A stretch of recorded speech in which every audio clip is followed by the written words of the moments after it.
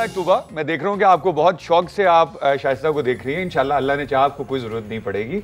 हमारे साथ callers line पे हैं। हम एक बहुत सेंसिटिव इशू के ऊपर बात कर रहे हैं और इशू ये है कि शादी, उसके कॉन्सिक्वेंसेस अच्छे, खुदा करे कि सारों के साथ ऐसा हो, मगर बाज़ औक़ात कॉम्प्लिकेशंस हो जाती हैं।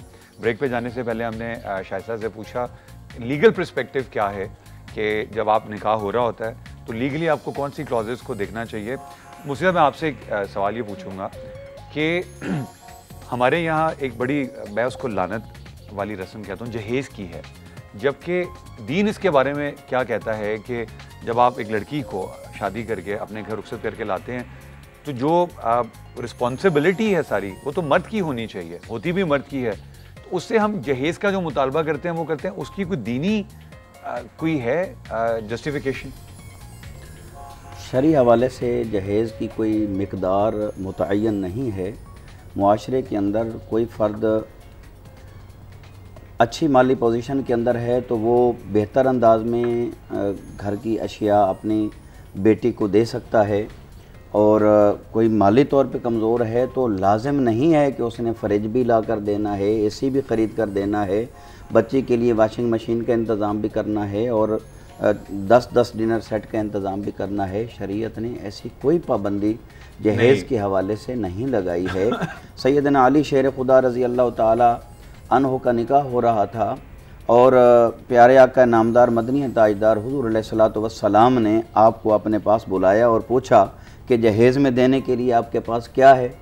तो आपने फरमाया मेरे पास तो कुछ भी नहीं है सिवाय ज़िर्रा के और इसके तलवार के। तो हुज़ूर अलैहिस्सलातु वस्सलाम ने इसके ऊपर नाराज़गी का इजहार नहीं किया है कि आपके पास जहेज़ में बहुत सारा देने को कुछ नहीं है। प्यारे आका नामदार ने फरमाया कि इस ज़िर्रा को और इस तलवार को बेच देते हैं, उससे जो है वो आप जहेज़ का भी इंतज़ाम कर लें, बाकी जो रिक्वायरमेंट्स हैं, ज़रूरियात हैं, उनको भी फुलफ़िल कर लें। तो इसमें बहुत ज़्यादा जहेज़ की हुक्म जो है वो नबी पाक सल्लल्लाहु अलैहि वसल्लम ने भी नहीं दिया।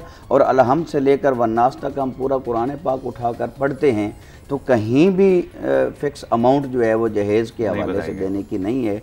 हमारे मुआशरे के अंदर आम तौर पे ये देखा जाता है लोग उधार पकड़ कर लाखों रुपए, तो वो 10-10 लाख की अशिया अपनी बच्ची को जहेज़ के अंदर दे रहे होते हैं और बाद में 3-3 साल 4-4 साल तक वो कर्ज़ा जो है वो उतारने में परेशानियों का सामना कर रहे होते हैं।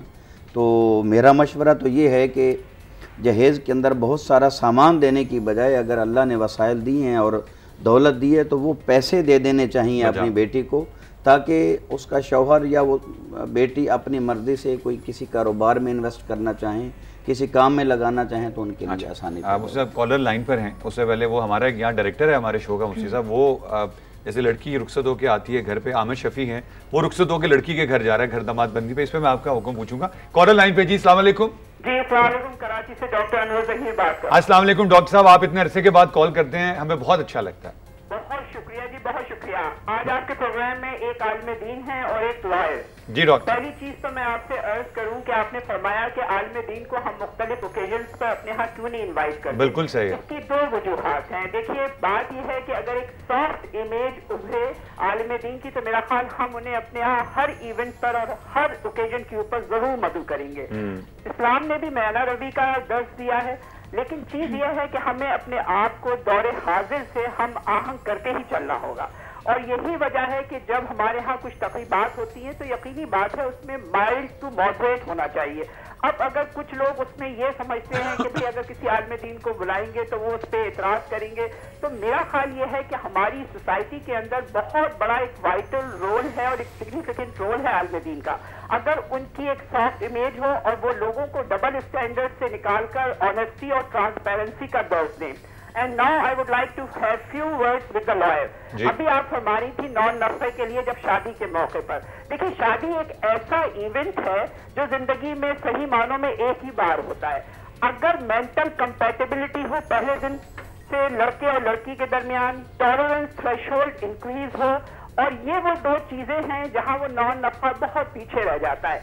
जब जिंदगी का आगाज करे तो तमाम बातों को मलहूज़े खातिर रखा जाए कि ये जिंदगी का एक ऐसा पैकेज है جو کہ 25-30 سال جب تک آپ اس دنیا میں حیات ہیں وہ جاری و ساری رہے گا. تو پھر یہ چیزیں بہت میٹر نہیں کرتی ہیں, بہت ہی چھوٹے سے ایشوز میں آپ کے سامنے ابھرتی ہیں.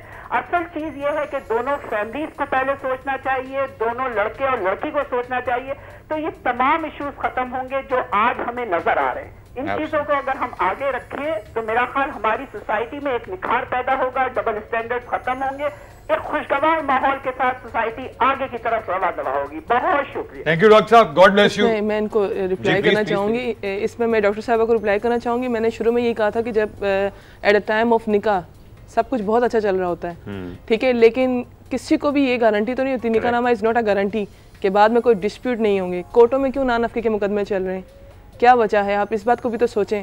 اگر آپ پہلے سے یہ لکھوا دیں اس میں کوئی حرج نہیں ہے, پھر ہم اسی بات پہ آئیں گے کہ کیوں اتنے سارے جو نکاح کے کالمز ہوتے ہیں ان کو اوائڈ کر دیا جاتا ہے. پھر اس کا مطلب یہی کوئی بھی کالم جو ہے ہمیں فل ہی نہیں کرنا چاہیے, کیونکہ at that time this is the relation between the spouses, between the parents of mutual trust and understanding, not at all. کیونکہ یہ ہوتا ہے کہ جب بعد میں آپ کے پرابلمس کورٹس تک آتے ہیں تو وہی عورت بیچاری سفر کر رہی ہوتی ہے, وہی اس کے ماں باپ سفر کر رہے ہوتے ہیں. دیٹ از وائی میں نے کہا تھا کہ this is very much important. Mutual trust اپنی جگہ پر ہے, کانفیڈنس اپنی جگہ پر ہے, ریلیشن اپنی جگہ پر, لیکن بعض اوقات یہ چھوٹی چھوٹی چیزیں جو ہوتی ہیں وہ عورت کے لیے بہت زیادہ مسائل کھڑے کر دیتی ہیں, بہت اس کے بعد بالکل بہت مسائل کھڑے ہو جاتے ہیں. دیٹ از وائی میں نے کہا تھا کہ آپ اس کو اوائڈ نہ کریں. کریکٹ. تھوڑے سے بریک کا وقت ہے خواتین حضرات. بریک پہ جانے سے پہلے ایک فوڈ فار تھاٹ دے کے جاؤں گا, واپسی پہ اس کو ڈسکس کریں گے. شادی ہوتی ہے, یہ ڈسپیوٹس تو ہوتے ہیں, لیکن جب شادی صحیح چلتی ہے تو ایسا کیوں ہوتا ہے کہ آدمی اس دنیا سے پہلے چلا جاتا ہے؟ اور چھوٹی سی بریک کے بعد